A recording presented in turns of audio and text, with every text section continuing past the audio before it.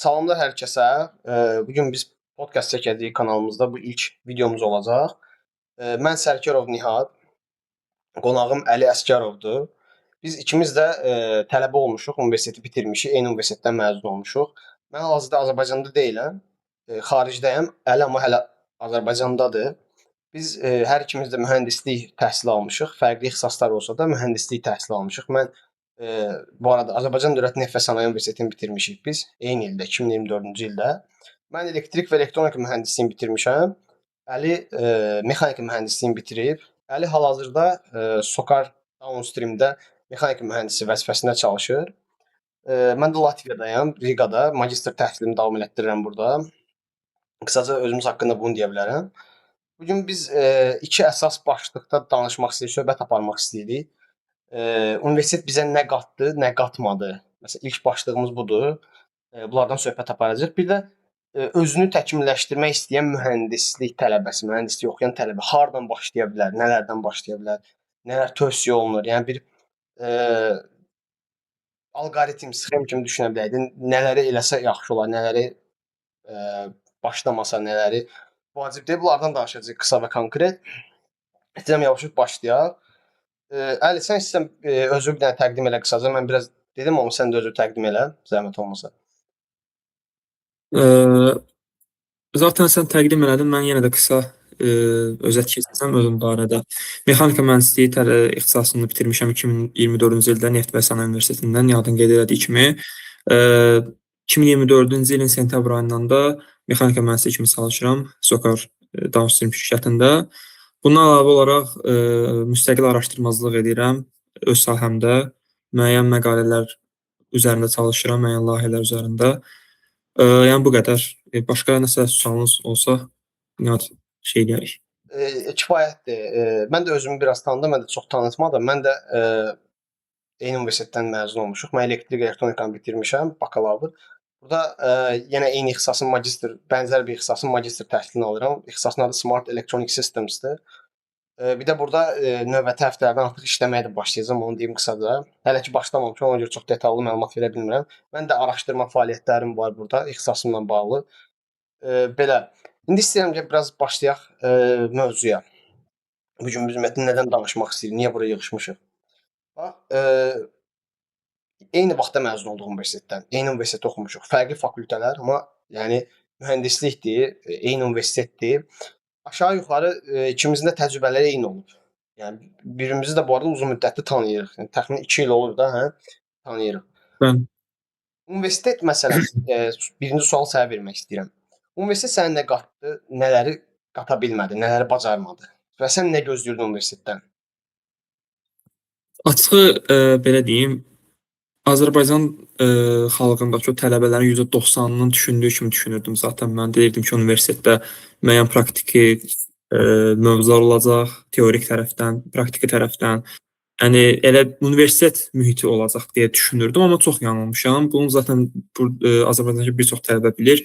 Azərbaycandakı bəzi universitetlərin mühiti, yəni o deyil, açıq danışaq. Məsələn də belə deyək, O deyil deyəndə tam olaraq nəyə nəzərdə tutursan? Sənin üçün məsələn ideal universitet necə olmalı idi? yəni o gördüyümüz, bildiyimiz o filmlərdəki, nə bilim, şəkillərdəki universitet kimi şeylər düşün. Elə düşünürdü. Hamımız, yəni sən də təbii ki, elə düşünmüsən. Bu Yəni öz vaxtımızda ilk universitetə vaxtlarda mən girəndə. də biraz elə düşünürdüm, amma sonra mənim də Hı. fikrim dəyişildi. Amma indi bu görünüş tərəfdir təbii ki. Bir də bunun mühiti var, o toplum cəhəti var.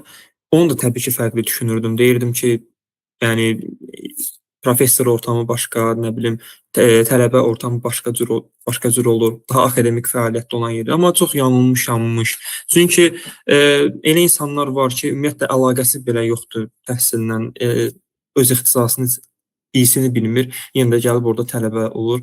Bu yəni ortalaması müəyyən bir həddi yuxarısını keçir deyə, yəni özünü savadlı hesab edir, amma müəyyən praktiki məsələlərə gəldikdə sıfırdır. Bunun səbəbi təbii ki, praktiki cəhətdən də təhsilin olmamasıdır.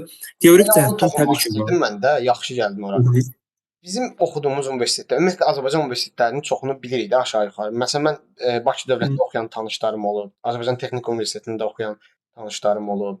İqtisad Universitetində. Düzdür, İqtisad Universiteti mühəndislik universiteti deyil, adı üstündə İqtisadiyyat Universitetidir.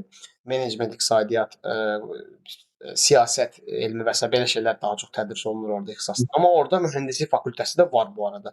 Elektrik və elektronika mühəndisliyi oxuyan tanıyıram orada, tanışlarım olub. Başqa digər universitetləri də saya bilərəm. Bu dəqiqə ən çox ağlıma gələn bunlar. Oradan da məsələn, tələbələrin onların ümumiyyətlə təhsili necə idi, onların gözləntiləri nə idi, onların oradakı təcrübələri, onlardan da aşağı-yuxarı xəbərim var, məlumatım var, oxumasam da universitetlərdə. Bax bizdə səncə teorik təhsil, yəni nəzəri təhsildə, nəzəri tədris daha yüksəkdir, yoxsa praktiki tərəf? Yəni, tələbələr həmişə istəyirlər ki, xüsusilə mühəndislik oxuyanlar istəyirlər ki, praktiki dərslər çox olsun. Oturaq nəsə, tutaq ki, mən neft-qaz mühəndisiyəm. Mən gedim SOCAR-a, mən gedim BP-yə, gedim quyunun başında, yəni sahədə işləyim, mən görüm orada avadanlıqlar nədir, bu hesablamaları necə aparırlar, nə bilim, burada iş əməliyyatlar necə icra olunur və s. də. Yəni kritik anda qərar necə qəbul edirlər və s. Bunları görmək istəyir də tələbə. Haqlıdır da həqiqətən. Ömrü boyu neft bareli, nefti canlı-canlı görməyən adam neftə hamı elə bilir ki, qara rəngli bir maye. Halbuki tam Hı. sən daha yaxşı bilərsən bu arada. Qara rəngli deyil mən bildiyim qədərilə. Nefti görməmiş adamlar bu təsəvvürlə, amma 4 il neft-qaz mühəndisliyi oxuyur. Yəni belə bir ortada situasiya var. Sən nə fikirləşirsən? Bizim universitetlərdə doğrudan teorik tərəf, nəzəri tərəf çox öndə idi, yoxsa praktik tərəfi var idi, tələbələr şişirdirlər? Bu arada teorik tərəf var. İndi düzünü dürüst olsaq, teorik tərəfi var, amma necə var? Yəni digər Avropa və Amerikadakı universitetlərlə müqayisə eləsək, teorik tərəf yəni çox fərq aralarında. Yəni mənə görə bir tələbə bir öz ixtisasının teorik tərəfini, təməl teorik tərəfini mütləq bilməlidir praktikadan əvvəl. Yəni praktikaya, Məncə də. yəni teorik tərəfi üstündən praktikaya gedə bilməz. Bəli. Yəni universitetin bu strategiyası çox normaldır. Yəni birinci teorik tərəfi öyrənməlisən. Praktik tərəf isə onun ixtisasına görə dəyişir. Məsələn, mən bir mühəndislik, ümumiyyətlə mühəndislikdən danışsaq, mexanika, elektrik və kimyadan danışmıram. Hı. Müəyyən mühəndislik tələbəsi müəyyən layihə üzərində çalışmalıdır 100%. Yəni bir Layihə universitet olaraq bir layihə. konkret olaraq nə nəzərdə tutursan? Nə cür bir Və bir proyekt, normal bir proyekt, müstəqil proyekt. Gedin özünüz komanda yığın, bir nəyisə həll edin. Nəsə bir hesablayın.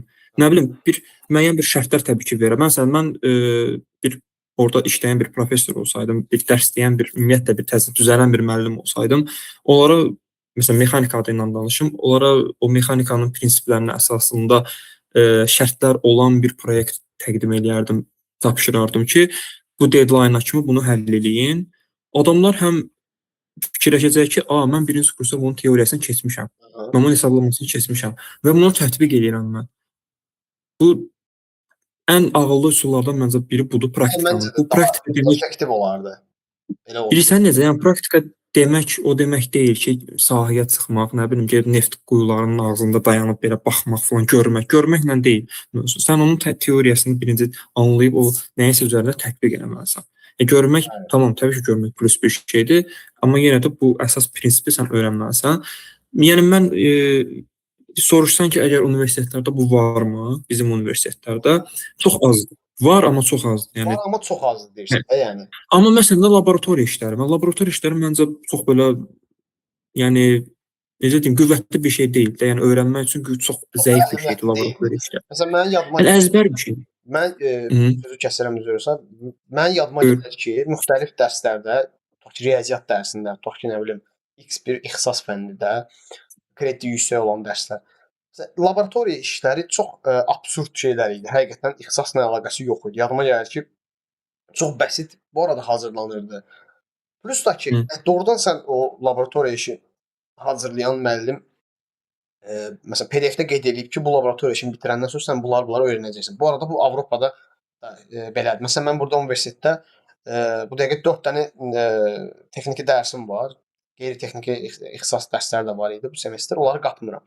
İxtisas fənlərində hamısı laboratoriya işləri var. Hamısının. Birində 4 dənə, birində 5 dənə, birində 8 dənə dəyişir. Bu müəllimdən asılıdır. Hı. Laboratoriya işinin sistemdə yerləşdirilir hamısı PDF-lərdə. Necə nə etməlisən, necə raport hazırlamalısan və s. Çünki raport hazırlayırsan, onu təqdim edirsən və s. müdafiə edirsən. Raportun sonunda hamısı yazır ki, bu laboratoriya raport deyirəm, laboratoriya işinin PDF-ində. Qeyd olunur ki, bax sən bu laboratoriya işini işləsən, həqiqətən işləsən, sən bax bunları öyrənəcəksən. Bunun hədəfi budur.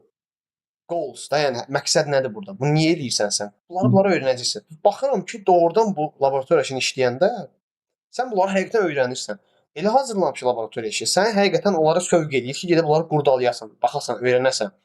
Və köçürdüm, internetdən kopyalayım, kimdənsə alım, ChatGPT-dən istifadə edeyim, yəni AI-dan istifadə edeyim, mümkün deyil. Birincisi plagiarizmlə yoxlayırlar.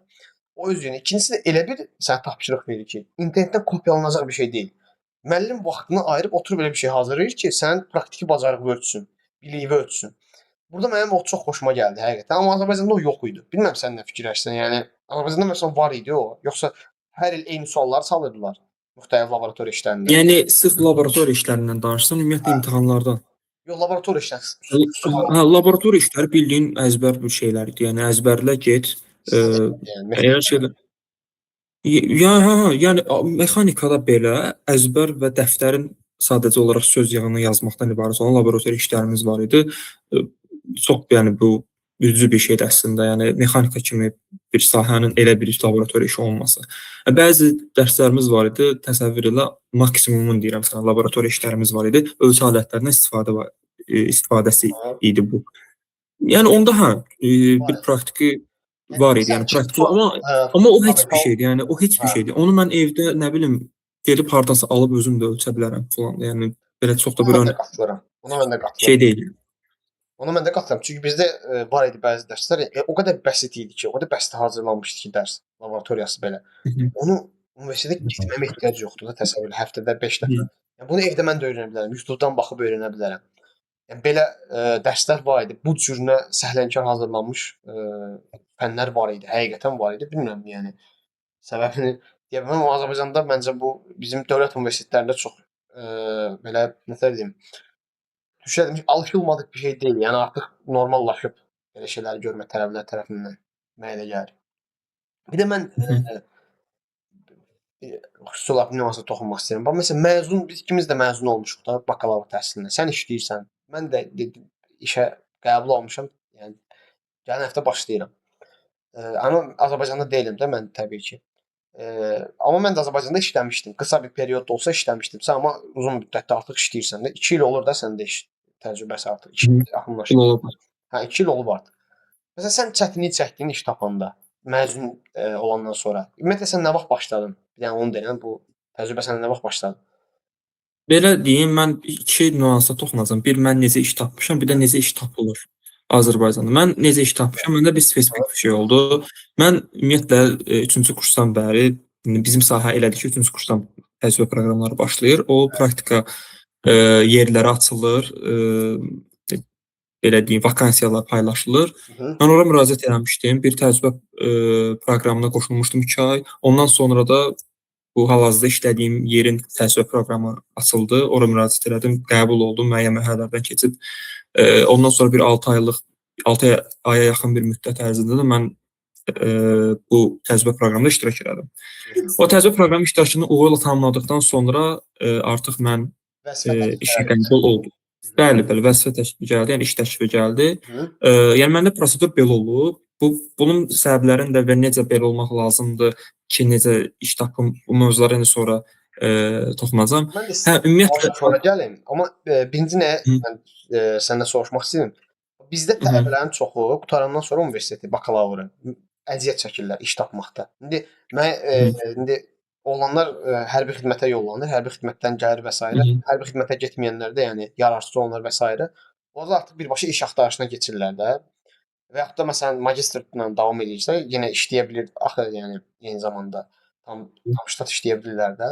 Başlayır iş axtarmağa və çoxu əziyyət çəkir. Mən gördüklərim ən azından, bilmirəm sənin çevrəndə, mənim çevrəmdə çoxu əziyyət çəkirlər, iş tapa bilmirdilər.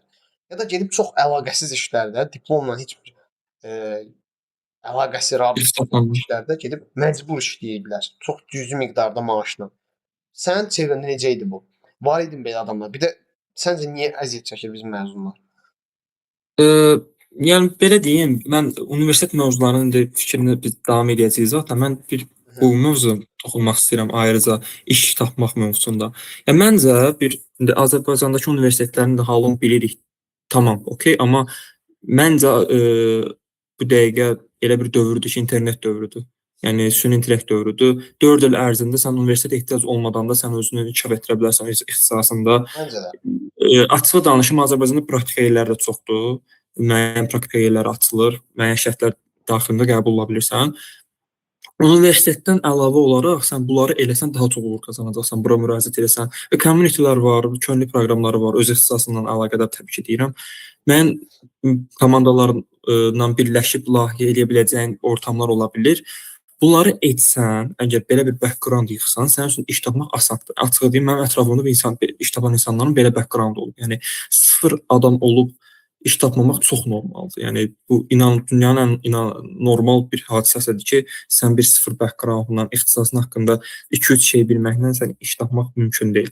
Yəni Yəni adamlar iş yəni tamam, universitet vaxtı sən teoriyanı öyrənirsən, teoriyanı təcrübə proqramlarının müsahibəsində tətbiq eləyirsən, ondan sonra qəbul olub orada praktiki gözləmlər eləyirsən. Bu okey.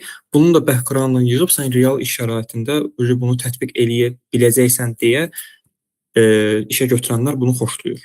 Ona görə də işə götürmədə heç kim öndə istəmir olursan. ki, Digər sıfır bəli, məzun. bəli, bəli. Heç kim istəmir ki, yəni ən azından fundament şeyləri bilməyən, sıfır Hı -hı. təcrübəli məzunu işə götürür. Bunu heç kim istəmir.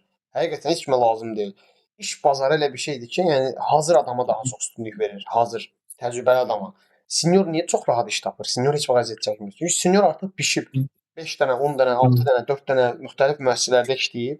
Sırf mühəndislik olmasına gərək yoxdur. Müxtəlif sahələr ola bilər. Sürücülük belə. Yəni 10 ildə avtomobil sürən adamla 1 il avtomobil sürmüş adam bir deyil. 30 ildə avtomobil sürən avtobus, tır, minik avtomobili, yük avtomobili, yük maşını sürmüş. Hər də bütün nəqliyyat vasitəsini sürmüş adamla sadəcə motosiklet sürmüş adam bir deyil də təbii ki. Yəni fərq çoxdur. Təcrübə öz sözünü deyir. Yəni məncə bu Elə vacib bir şeydir. Belə bir şey də deyim, yəni bayaq toxundum onu keçməyə üstündən Ha? istəyirsən. Bu çox önəmli mövzudur. Dedin sənin ətrafındakı insanlar, Aha. yəni bu da bilmirik. Yəni onu sual verəcəkdim ki, sənə. Yəni səncə onların təməl bilikləri var idi? Ümumiyyətlə nəsə backgroundlar Hə, mənim çevrəmdəki adamlar ətrafındakı. çox yaxşı sualdır. Belə deyim, 90%-nin 90%-nin Hı hı. universitet təhsili yaxşı keçməmişdi. Yəni çox formal oxumuşdular. İndi burada ad çəkmək istəmirəm də kim idi və s. Formal yəni nə lazımdır universitetdə? Məsələn, imtahanları keçmək minimum balla və yaxud da nə bilim 5 dənə sərbəst iş verməlidirsə 5 dənəsini hazırlayıb verir, minimum balla keçir. İxtisasa öyrənməyə çaba yoxdur da. Yəni o düşərmiş formalite nələr lazımdırsa, formal tərəflər bunları təmin eləyib ondan kənara çıxmayan insanlar idi. Və bitirəndən sonra da elə bir ümumiyyətlə tələbələrin çoxunda var Azərbaycanda. İndi bilmirəm, o desəm o stereotip yavaş-yavaş qırılır.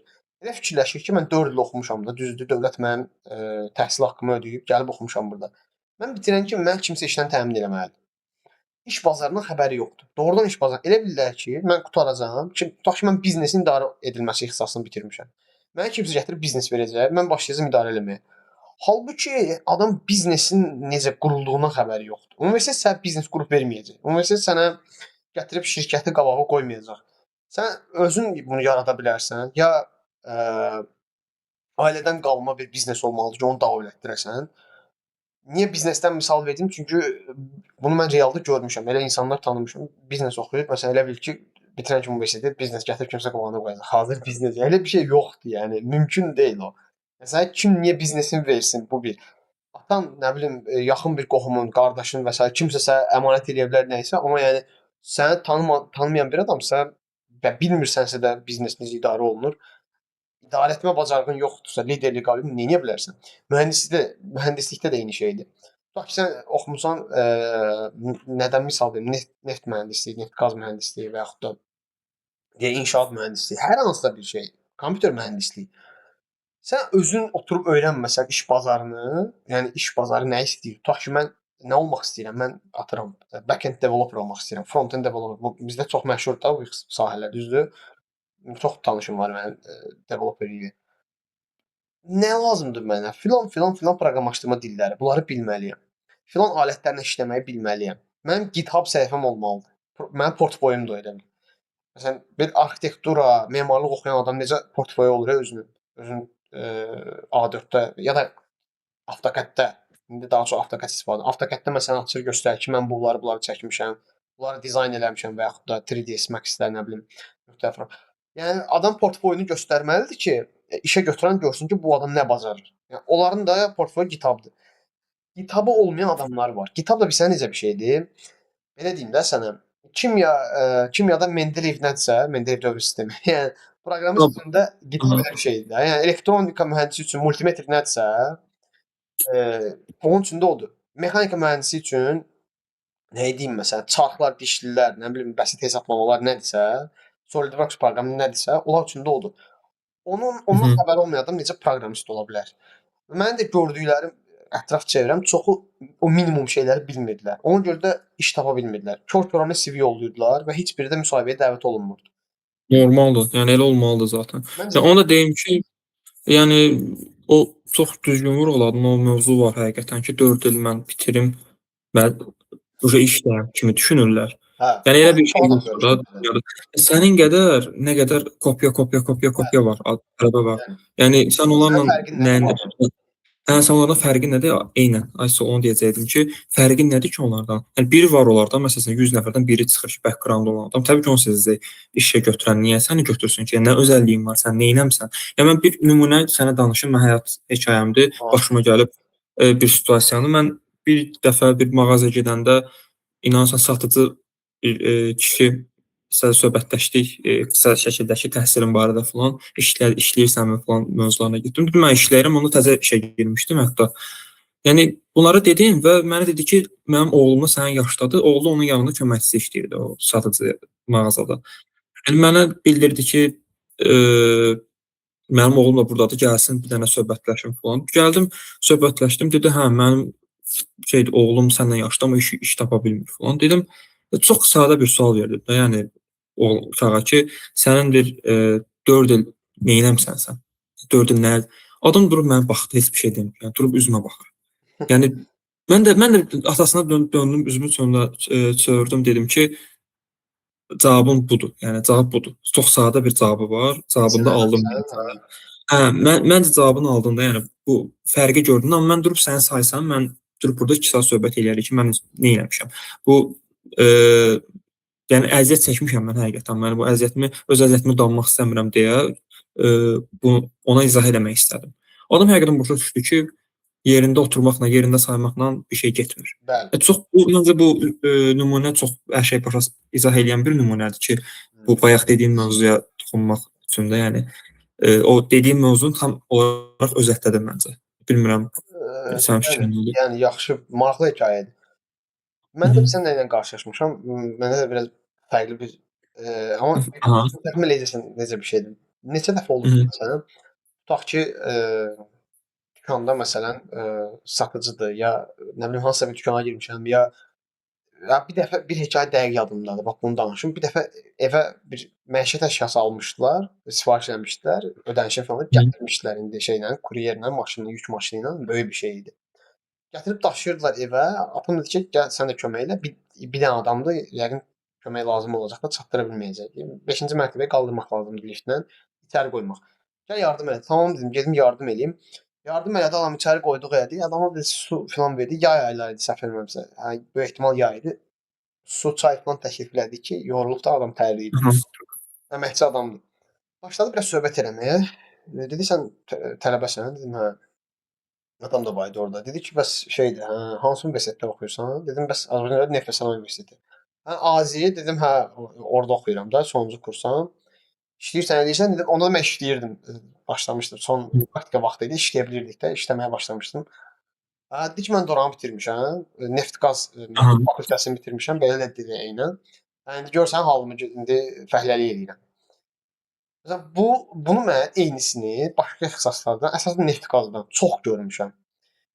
Adamla danışırsan, random bir adamdır, söhbət edirsən 30-40. Məsələn, həmin şəxsin biri var idi 45 40-45 yaşı var idi. Yəni yaşı da az deyil. Böyük ehtimal ailəlidir, övladı filan var.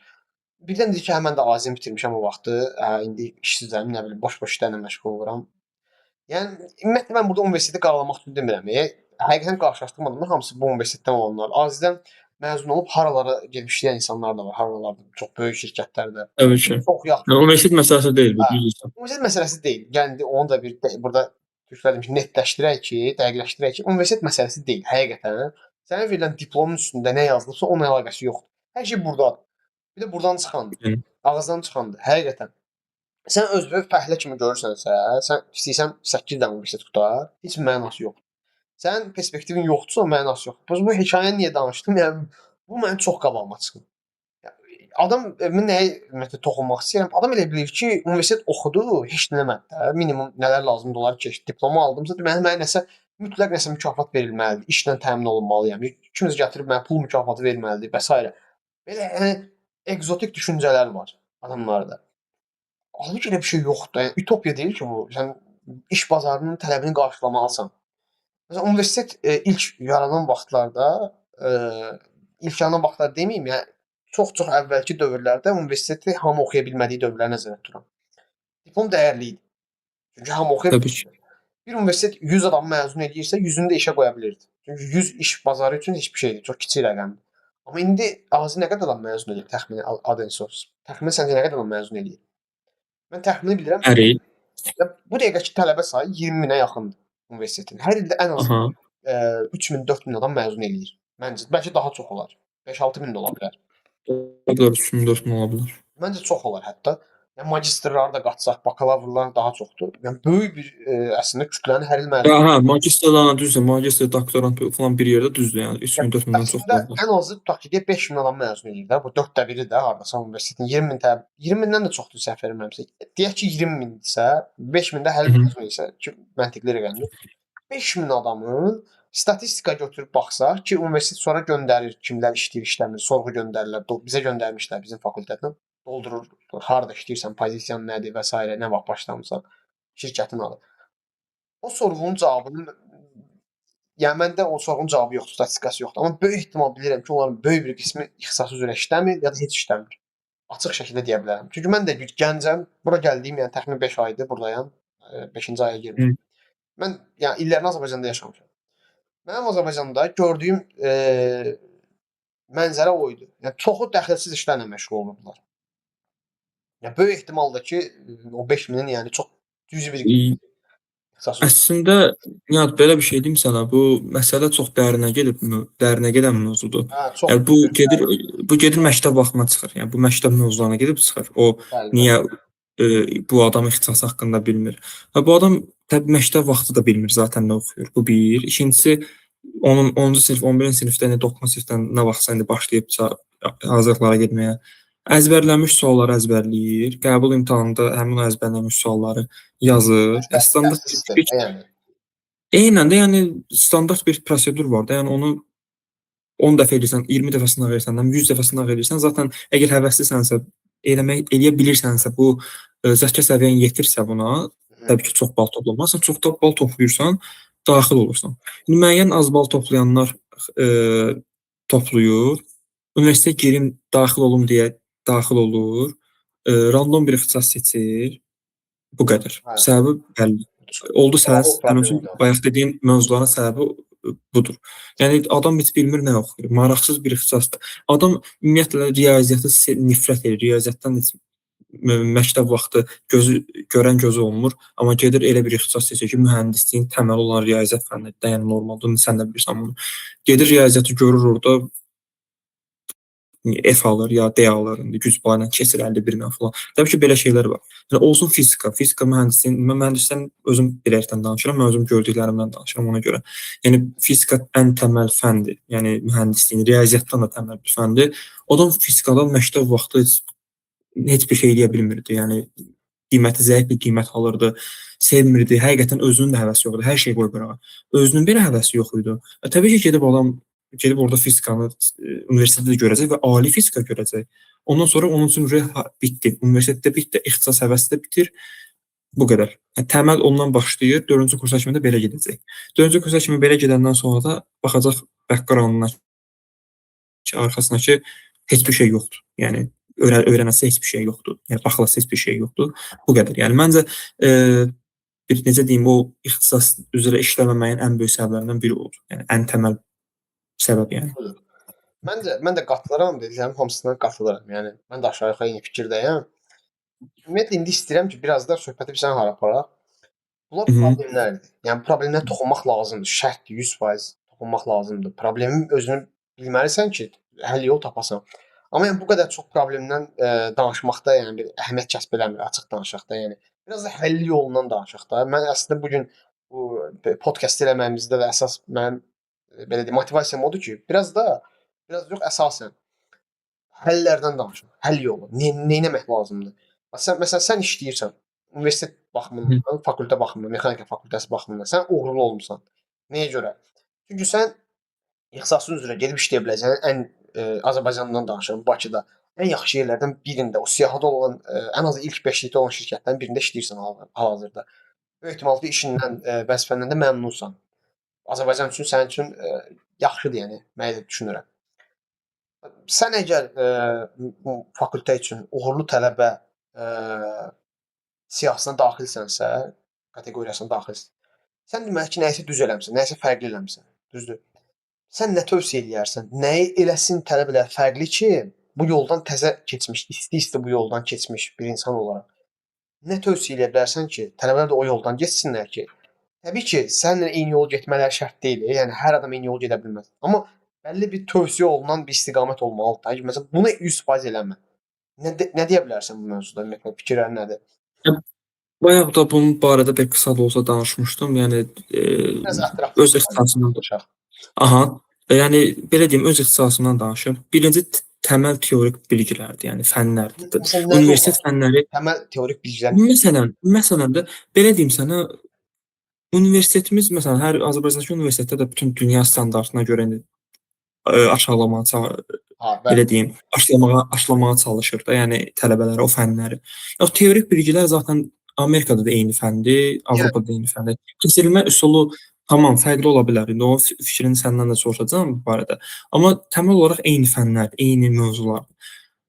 O fənləri öyrənmək. Əsas o fənləri öyrənməkdir. Səncə tam sualın necə idi bu arada? Yəni niyə Eee, bu sualım odur ki, nələri eləsinlər, nələri tövsiyə edirsən şiddətlə ki, ümumiyyətlə nələr universitet eləsin? bəli, universitetdə Tamam. oxuyan vaxtı. Yəni o hələ başladığım yerdən davam edeyim. Teorik tərəfi öyrənmək bu bir. İkincisi universitetlə qalmamaq. Yəni Aha. əlində YouTube var, nə bilim internet var, AI var. Onlardan istifadə edərekdən o qədər veb saytlar var ki, filan.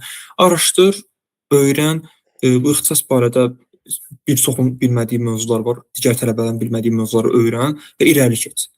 Belə irəli davam edəcəksən. Məsələn, indi sırf öz ixtisasımdan danışsam, mənim ixtisasımın müəyyən tool'lar var, software'lər falan var, öyrənilməli.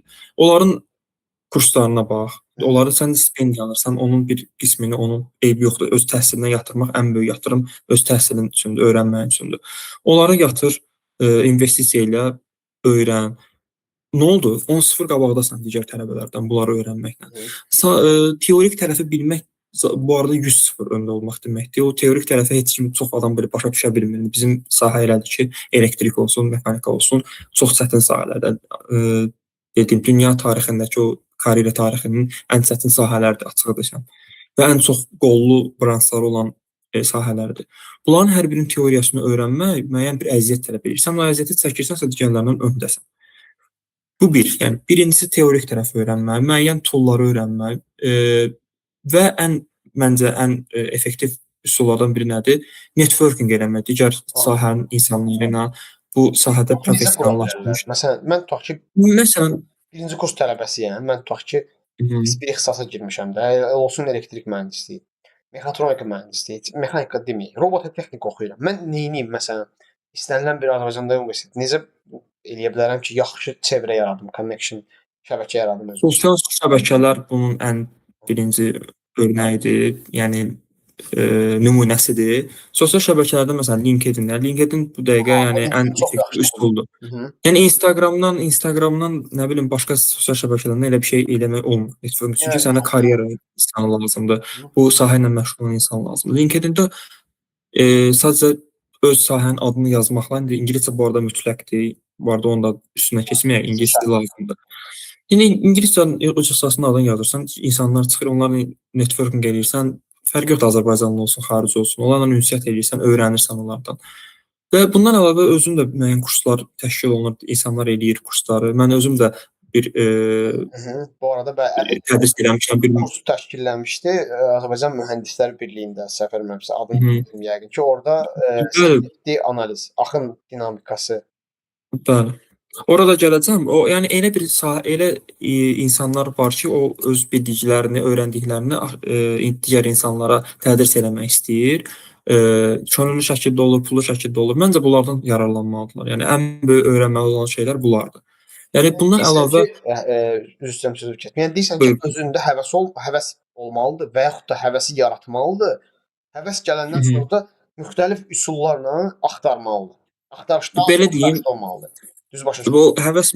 həvəs mövzusu belə deyim, həvəs mövzusu sənin birinci ixtisasa olan həvəsin olmalıdır. Yəni özünü məcbur həvəs elətdirə bilmərsən, o mümkün deyil. Yəni Yəni əgər bunun yəni adam özünü mən bu ixtisasda oxuyuram və bunları öyrənməliyəm deyirsə, o çətin məsələdir. O özünü məcbur eləməkdir. Amma öz ixtisasına həvəsin varsa, məsələn mən hələ indi də fəxr edirəm ki, öz ixtisasım mexanika mühəndisliyi. Çünki mənə görə yəni ən təməl mühəndislikdir və dünyanın bir çox sahələrində bu mühəndislərin əli var. Fərqi yoxdur. Bütün texnologiyalarda, bütün necə dünya tarixindəki o kəşflərdə falan hamısı mexanika mühəndislərinin o bilgilərinin əli var.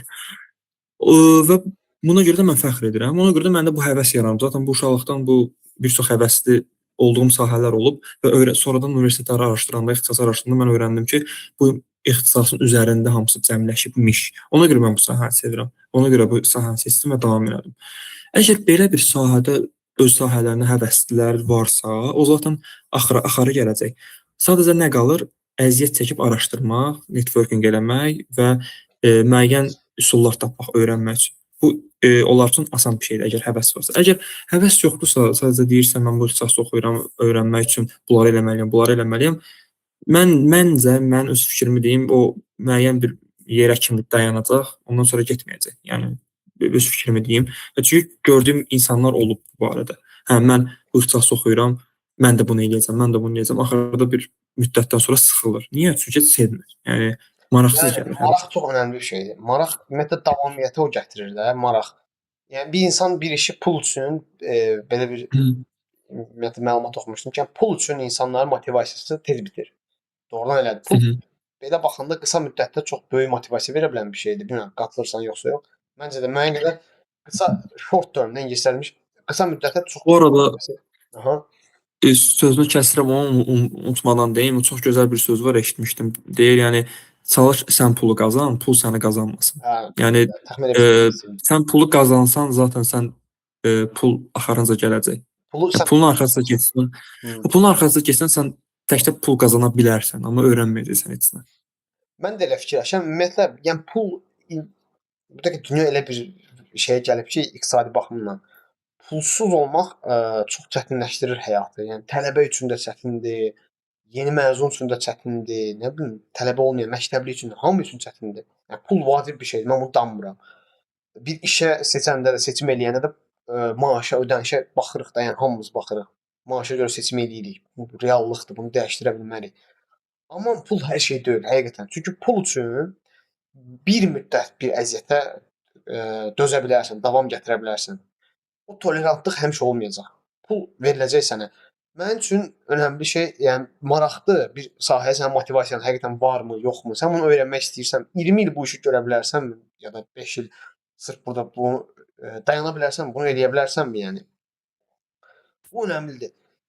Bir də sənin olduğun çevrə, iş yerin məsələn.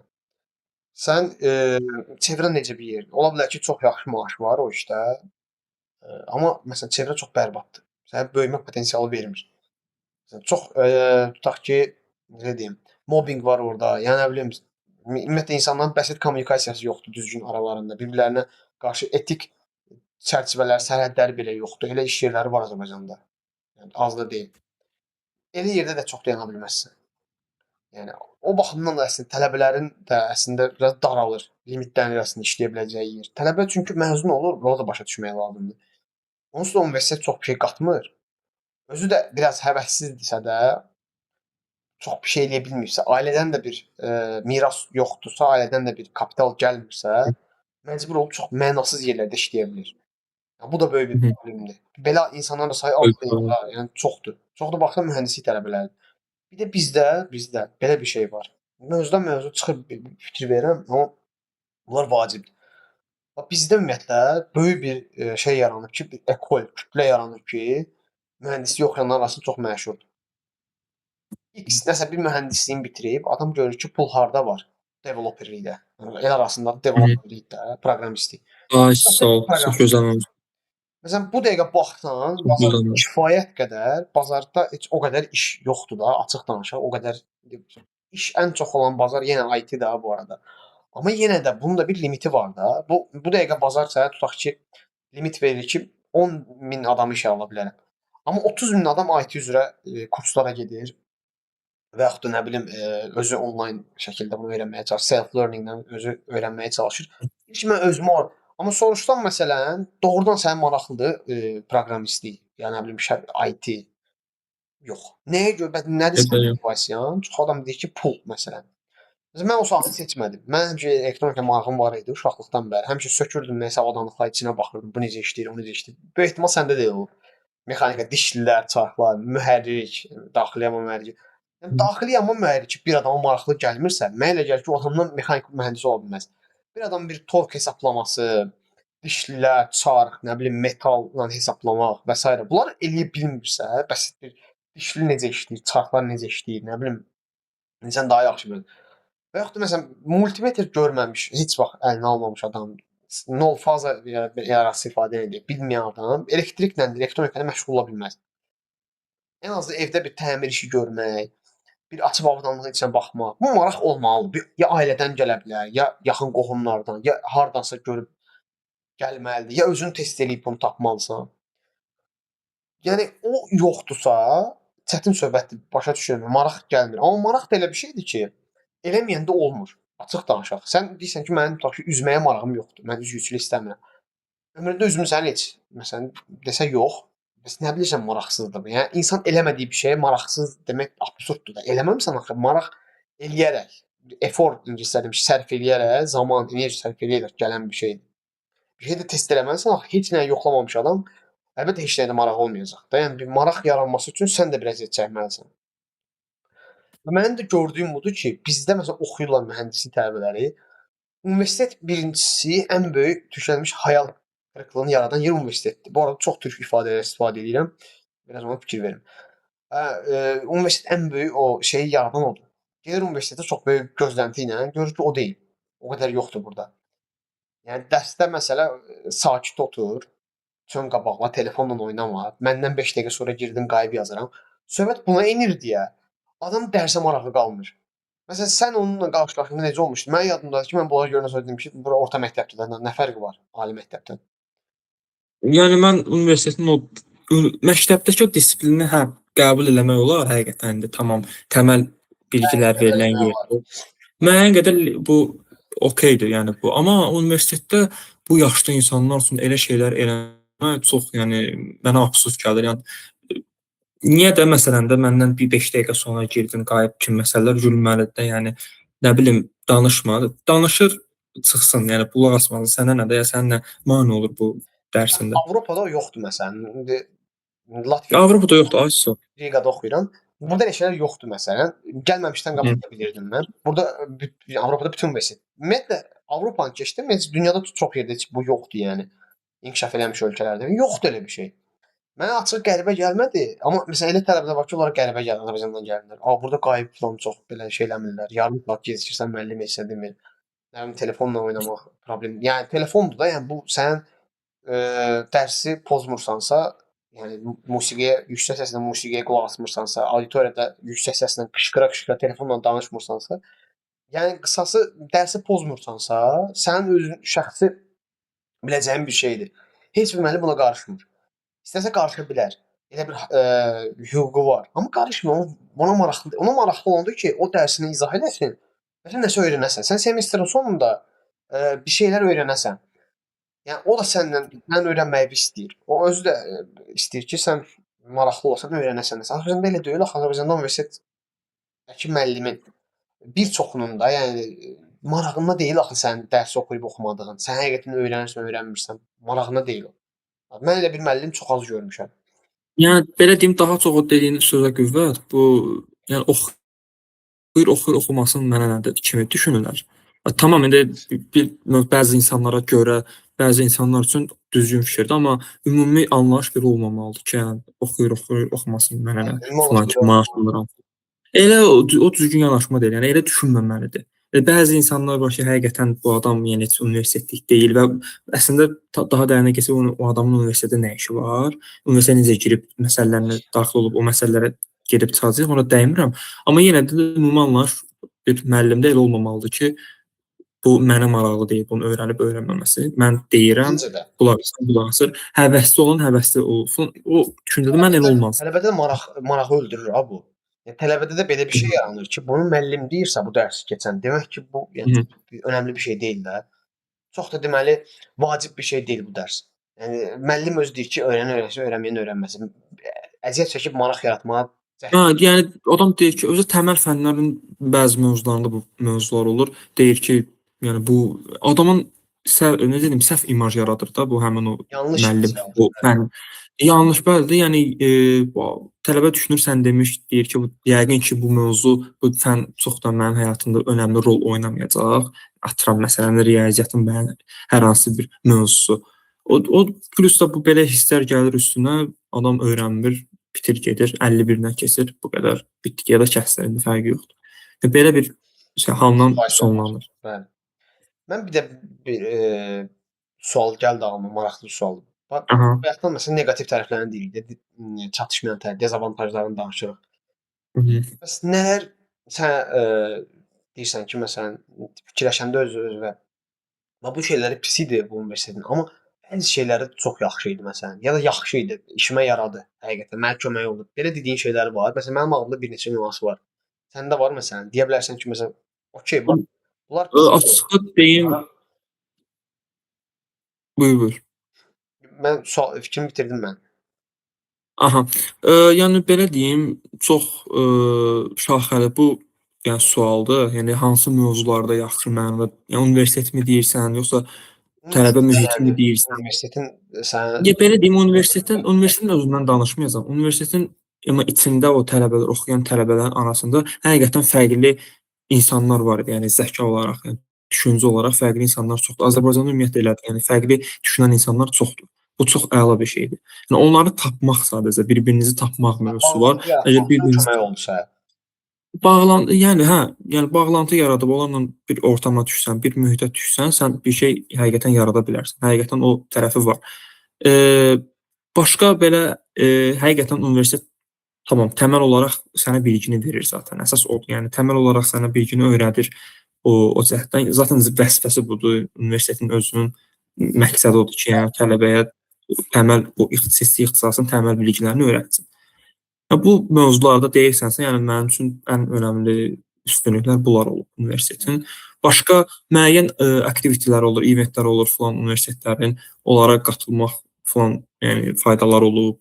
Belə deyim, yeni insanlar tanımaq şansım olub o, eventlərdə. Müəyyən field triplər olub, açıq deyim. Yəni Neftçala Universiteti son illərdə də bunu çoxaldı. Bizim vaxtımızda 2024-də mən məzun Ona da olmuşam. toxunmaq istəyirəm bu 2020 arada. Son vəziyyəti yəni dəyişib müsbət mənada universitetin. Yəni son tərəfdən yəni mən ümidliyəm. Mən də Yəni ümidliyəm həqiqətən açığı. müsbət dəyişikliklər olub, bildiyim qədərilə və Hı -hı. mən güvənirəm ki, nəsə gələcəkdə son 1-2 ildən sonra, yəni gələcəyi nəzərdə tuturam, çox üstün bir yerə gələcək Neftçala Universiteti, Azərbaycan universitetləri arasında müəyyən laboratoriyanın açılması olsun, müəyyən eventlərin təşkili olsun və s.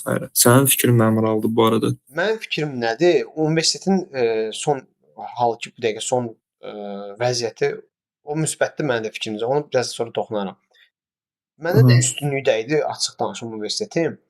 Bəzi müəllimlər məsələn çox hamısı yox da, belə deyim, ən azından yarısı bizim fakültədə dərs keçəndə, oxuduğum vaxtlarda həqiqətən ayırd eləyə bilirdi ki, kim maraqlıdır, kim oxumaq istəyir, kim sadəcə vaxt öldürməyə gəlir. Məsələn, onlara çox da ilişmirdi. İlişmək deyəni nə nəzərdə tutur? Müəllim tələbəyə nə ilişə bilər ki? Yəni Ə, bal az yazmaq, kəsmək və sairə incitmək, yəni mənə hörmətsizlik eləyirsən, mənə qulaq asmırsan.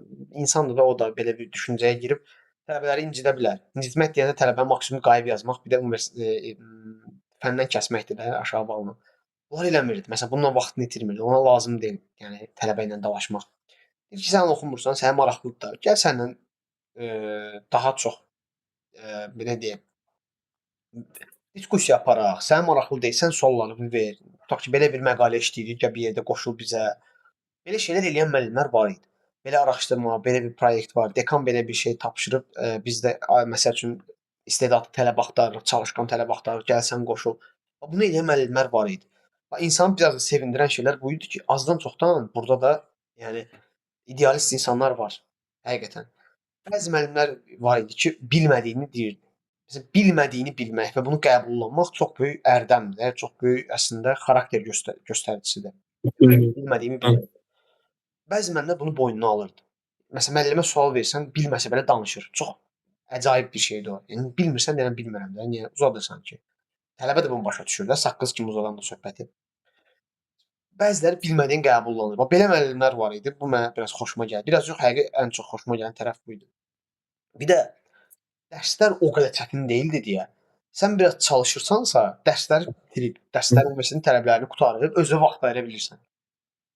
O vaxt elə idi. İndi bilmirəm necə olur. O vaxt elə idi həqiqətən. Özünə vaxt ayırıb deyirsən ki, okey də mən burdan ala bilmirəm də bu istədiyim universitetdən. Özüm eləyim. Yəni özüm universitetin e-mailini istifadə eləyim, universitet tələbə domenini istifadə eləyim, e-mailini. Universitet domeni ilə bu arada. Müxtəlif proqramlar tələbə aksesləri verir. Tələbə proqramları, nə bilim, tələbələr üçün lisenziya verir.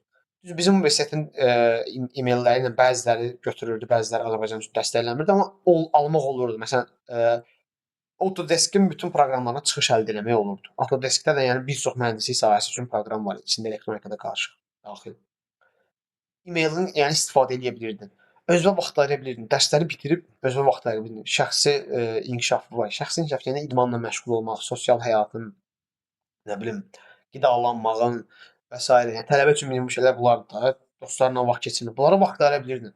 Məsələn, elə universitetlər var ki, Avropada, məsələn, Almaniya universitetləri o mənada çox pisdir. Çox çətindir təhsil. Yəni çox mən Almaniyada oxumamışam, amma oxuyan tanışlarım çox olub. Bir də çox araşdırmışam əvvəllər. Almaniya Avropada ən çətin təhsili olan ölkələrdəndir. Desən elə pikdir, birinci yerdədir. O qədər çətindir ki, tapşırıqlar. Tələbənin vaxtı yoxdur özünə ayıracaq. Okay, universitet təhsili çox yüksək keyfiyyətdədir. Resurslar, laboratoriya falan. Amma məsələn çox çətindir. O da bir şey deyil əslində, açıq danışaq. O da sənin bazara uyğun yetişdirir, bəli. Amma sənin sosial fəaliyyətlərdən uzaq tutur. Sənə depressiya, stress yaradır. Sən özünə də vaxt ayırmalısan. Məsələn, özünə də vaxt ayırmalısan da, sağlamlığına da fikir verməlisən. O o baxımdan məsələn bizim universitetlər super, yaxşıdır. yəni çox super nöqteyi nəzərdir onun dediyin o məsələ asan dərsdən və özünə vaxt ayırma mövzusu həqiqətən elədir. Onun da Yəni pis tərəfi fazla də var ha bu çalışsan, arada. O həmişə yaxşı bir şey deyil ha. O tənbəl uşaqlarda, tənbəl tələbələrdə problemdir. Tənbəl tələbə onu sui-istifadə eləyir, vaxtını publarda keçirir və dərslərə qoşulmur ümumiyyətlə, dərslərə getmir, iştirak eləmir. Yalnız istirahətlə keçirir vaxtını. Ona sərf eləmir məsələn, ona düz gəlmir. Amma kim ki çalışqan adamdır məsələn, özümü misal çəkmirəm, ümumiyyətlə deyirəm yəni. Onlar üçün yaxşı bir şeydir bu. Həqiqətən yaxşı bir şey. Adam özünə vaxt ayıra bilir. Mən də elə elədim çünki gördüm universitet asandır. Dərsləri yola verirdim. Çox məsələn dərslərin üstünə düşmürdüm. Əlavə özüm kənardan nə tapa bilirəm, onun üstünə düşürdüm. Mənə belə bir üstünlüyü dəymişdi. Mən bunu dana bilmərəm yəni. Bir də hə, yeri yaxın idi bu universitetin. Asan yeri gəlirdi. Çox çətin deyildi getmək. yəni eynən o xarici əyləncə yerləri filan məsələləri çıxsa, universitetin o dediyim məsələ üzrə çox yəni faydalı idi. Həqiqətən çalışırsansa, sənə zaten asan gəlir. Yəni sənə belə ekstra bir tələb filan qoymurlar ki, Yəni bunu eləsən sən açıq keçərsən danışaq da, filan yəni da. o Yəni qədər çətin o deyil. çox o çox yəni əla mövzudur ki, həqiqətən sənə bir ayrıcalıq həqiqətən tanıyır. Əgər oxuyansansa, çalışqansansa bunu bacaracaqsan və özünə də vaxt ayırırsan və əlavə araşdırmalar da edə bilirsən özündən. bundan əlavə olaraq, yəni vaxt qalır. Həqiqətən o, yəni sən zaten danışdın tam olaraq, mən sadəcə indi əlavələr eləyim. Başqa belə deyim, üstün cəhətləri müəllimləri sən dedin bu mövzuda müəllimlər və ya müəllimələri tanımaqdır ki, həqiqətən öz ixtisasında uğurlu biridir, bilgili biridir. O insanlarla tanış olub, ünsiyyət qurub, onların vasitəsilə müəyyən yerlərə də gəlmək olar. Yəni o adam görür ki, sən Bəli, olur. onu Var belə bəyəndiyi bir tələbələr, var belə tələbələr də. Eynən. Yəni mən özümün də başına gəlib, yəni məni bir müəllimim, mənə dərs deyən bir müəllim də tövsiyə edib kiməsə və müəyyən bir şans qapısı açılıb onda. Yəni çox mövzu var bu barədə. Yəni çox mövzu danışmaq olar bu barədə. Yəni o cəhətdən çox üstün nöqtələri var əslində burdakı Yəni mən universitetlərin də. Yəni tam qaralamaq da yaxşı bir şey mənfilərindən deyil. Tam qaralamaq da yaxşı bir şey deyil. Mən o fikirdəyəm. Yəni çox pisdir. Oxumuram, getmirəm, lazım deyil. Bu yaxşı yanaşma deyil. Yox, Sən elə artıq elə düşmüsənsə düşüncə də bir düzgün yerə, deyil. oxuyursansa da, gedirsən də 4 il oxuyacaqsan burada. Başqa bir ağıllı planın yoxdursa, orada oxuyacaqsan. Sən orada artıq özünə yaxşı şanslar tapmalısan. Həmişə elə olur. Yəni hər yer ideal olmur. Sən Stanfordda, MIT-də, Harvardda, Caltech-də oxumursansa, yəni hər şey möhtəşəm deyil. Yəni büdcələr Bəli. limitlidir, fakültələr köhnə ola bilər, laborator köhnə ola bilər. Amma orada 1-2 dənə təzə zəkalı, laborator köhnə ola bilər, amma təzə başlı adam ola bilər. O laboratorun çox daha yaxşı bir şeydir məncə. Yəni müəllimi, kollektivi nəzərdə tuturam. Onunla sən həmin adamla əlaqə yaratsan, sən yenə karyera baxımından özünü inkişaf elətdirə bilərsən. Mühəndis kimi özünü inkişaf elətdirə bilərsən. Səndən asılıdır da yəni. Oturub universiteti qaralayıb oturmaq bir şey deyil. Mən bu gün soruşsan ki, mən universitetlə bağlı bakalavr var. Peşmansan, peşmanam deməzdim. Yəni amma daha yaxşısını da oxumaq şansın olsaydı oxuyardım 100%. Amma mən oturub universiteti söyüb qaralayıb burada yəni mənası yoxdur. Mən heç nə dəyişdirə bilmərəm. Mən burada 2 dənə öz fikrimi bölüşüb bu ixtisasa 1-ci kursa başlayan, oxumaq istəyən, 2-ci kursda oxuyan onlara sadəcə fikrimi çatdırmaq istəyirəm ki, burdan həmçinin sənin də fikrin odur. Yəni məqsədimiz bizim ikimizin də odur ki, yəni ağlamaqla düzəldə bilməzsən bir şey. Amma axtarıb tapıb indi bu videoda çox detallı deyə danışa bilmirik. Çünki bu ilk videodur. Burada biraz ümumi fikirləri deyirik. Növbəti podkastlarda məsələn konkret danışa bilərik ki, məsələn elektronika oxuyursan sən. Mən demək yoxsa öz ixtisasımı deyə bilərəm. Tutaq ki, xaricə gəlmək istəsən. Həqiqətən sənə lazım Hı. deyil. Gəlsən nə olar, gəlməsən nə olar? Azərbaycanda qalsan nə perspektivlər var? Məsələn, Əli həm araşdırma fəaliyyətləri də var. Özü də bu yaxınlarda indi viza məsələləri ilə biraz başı qarışıqdır. İtaliyada məsələn konfransda iştirak edir, beynəlxalq konfransda. Tək özü araşdırma eləyərək, özü normalda professorla birgə fəaliyyətlə qoşulurlar o konfranslara, o cür böyük konfranslara. Amma özü tək qoşulub məsələn o da tələbədir də, yəni o da yəni nə professor deyil, nə də böyük bir akademik fəaliyyəti olmayıb. Maraqla bunu eləyib. Yəni maraq sənə hər şeyi elətdirə bilər də, buna görə misal çəkdim. Ya sən eee, əlindəki şansla nə edə bilərsən? Bunun növbəti videolarda biraz ətraflı danışarıq. Məsələn, Əli mexanikadan danışar, öz fikirlərini deyər, göstərər məsələn ekran Çox mövzu var, çox mövzu var. yəqin Danışılacaq ki, çox çox bir mövzu şey var. var burada. Ekran paylaşımı ilə göstərmək olar, məsələn, hansı veb saytlardan istifadə etmək, hansı YouTube kanalları, hansı kitab, Eynən.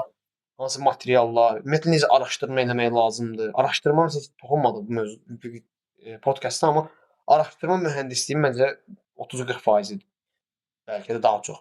Eynən. 100% yəni yenilik axtarmaq, nəyisə öyrənib Araşdırma araşdırma eləyib, eləmək yəni olan nəyisə problemi tapıb onu həll eləməyə çalışmaq araşdırmaları, yəni mən deyərdim mənə eynən sən dediyin hə. kimi Ümumiyyətlə 40-50% interneti olur işlədə mənim. bilmək məsələn. Hamı interneti işlədir.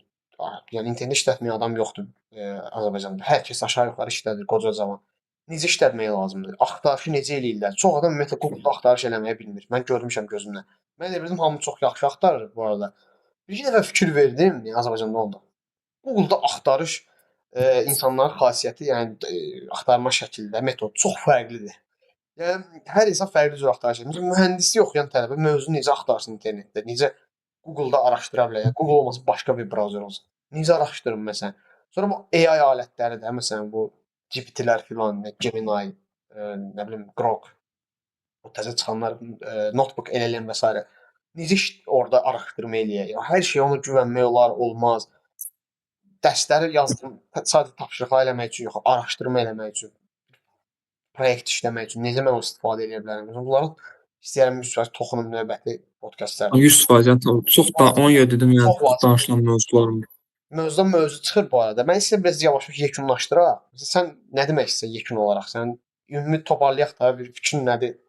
Fikir deyim, yəni Yəni yekun mənim olaraq ümumiyyətlə məsələn bunu baxan tələbələrə deyirəm ki, yəni universitetlə qalmayın.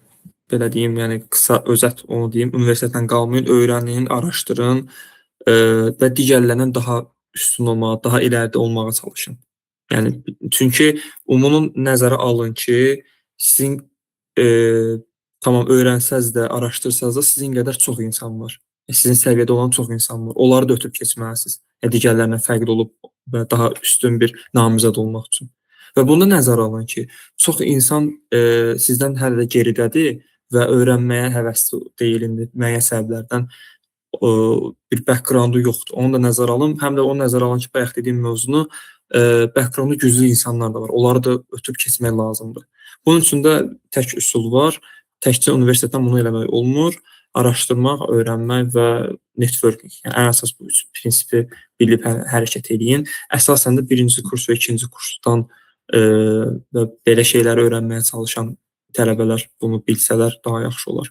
Üçüncü, dördüncü kurs mövzular daha ayrıdır. Yəni onlar biraz da olsa gecikmiş ola bilərlər bu mövzularda. Amma birinci kursda bunu bilib hərəkət eləsən, sənin qabağında çox gözəl bir 4 il olacaq. Bəli, mən də sənə dediyim hamısına qatılıram. Təkrarçılıq eləmək istəmirəm açığı. Mən də aşağı-yuxarı eyni şeyləri demək istəyirdim. Yəni istəyirəm yavaş-yavaşlaşdıraq videonu. Belə yəni bu birinci podkastımız idi. Biraz mövzular qarışıq oldu. Oradan-buradan danışdıq. Biraz təbii alınmasını istəyirik. Yəni belə robot kimi alqoritmik getməsin də. Müxtəlif mövzulardan danışdıq. İndi növbəti podkastlərdə yaxın məqsəd davamlı eləyək bunu. Başqa tanışlarım, dostlarımı da dəvət eləyəcəm. Bəlkə 3 nəfər, 4 nəfər də müzakirə eləyə bilərik. İndi onu öz aramızda yəqin ki müzakirə eləyərik. Belə bu günlük bu qədər. Onda yavaş-yavaş sağollaşaq. Belə. Oldu. Daha yaxşı mövzularda inşallah görüşmərik.